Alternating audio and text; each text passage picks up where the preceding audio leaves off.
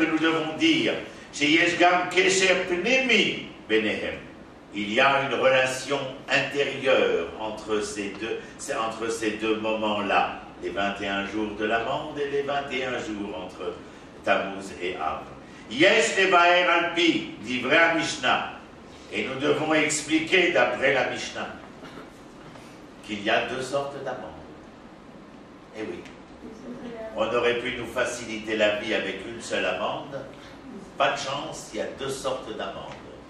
Une qui s'appelle shaked et l'autre qui s'appelle louz. Le shaked est une amande qui, lorsqu'elle naît, est amère. Mais lorsqu'elle est comestible, elle est douce. L'amande louz est une amande qui, lorsqu'elle naît, est douce. Et lorsqu'elle devient comestible, elle n'est qu'amère. Ça, c'est la Mishnah qui nous l'enseigne. Shkedim marim beshkedim metukim, deshkedim marim metukim bekatnutam, benasimir marim begdulatam, begadlutam slicham, ou beshkedim metukim ou lefer, shebekatnutam marim berachakar bekmar bishulam nasim metukim.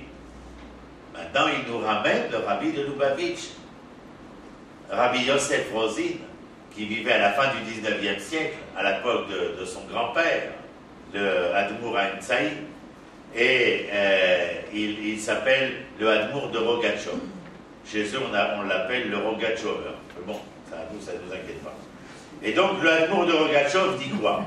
Chez Ikar, Shem Ashkedim, à la Gidoulim, à Metukim. Lorsque je parle d'amande, je ne pense jamais au louz, je pense à l'amande. L'amande, celle qui est comestible, celle qui est douce à mon palais. Je ne pense jamais à l'autre. Ve'ele shebegatnutam metukim louzim. Nous l'avons déjà dit. C'est l'amande de Rogatchov qui nous dévoile cela de cette Mishnah. À savoir que cette amande qui est amère à sa fin et douce à son début s'appelle louz. Vedimsa, chez Trunat à Sheked. Regardez ce qu'il vient nous apprendre, et c'est pour cela que le rabbi de Lubavitch nous le ramène, ce Admour de Rogatchov.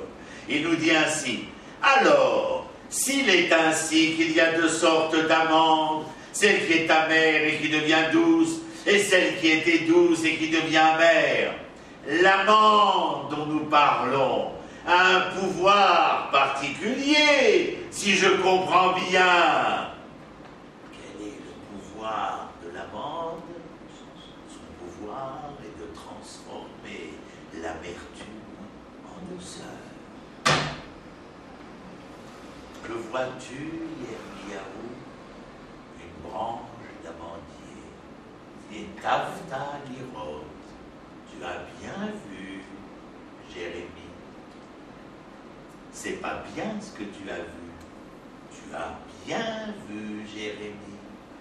À travers la branche, tu es en train de nous permettre de découvrir tout ce que tu as bien vu, avec ta perspicacité. Et donc, Venimsa chez Trunat à Sheked, il a forme, il marre les matok. Veyesh lomar, chez Mitaam Ze, Nirmaz Yeme Ben Ametzarim, Bemakel Sheked. Shaked, et voilà. Le Admour de Lubavitch, comme le Admour de Rogatchov, pense.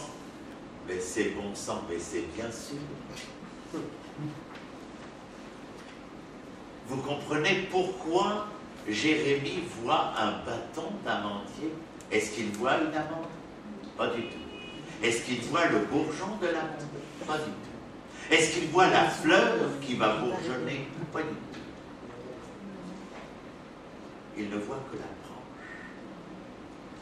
Et à travers la branche, étant donné que ce n'est pas la branche de n'importe qui et de n'importe quoi, il est capable d'entrevoir, de percevoir, mais surtout de voir ce que la branche recèle, malgré qu'il n'y a ni feuilles, ni fleurs, ni bourgeons, ni fruits.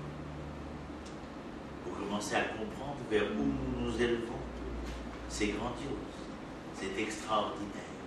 Nous nous mettons en chemin vers un but où dans les étapes du chemin, les différentes étapes sont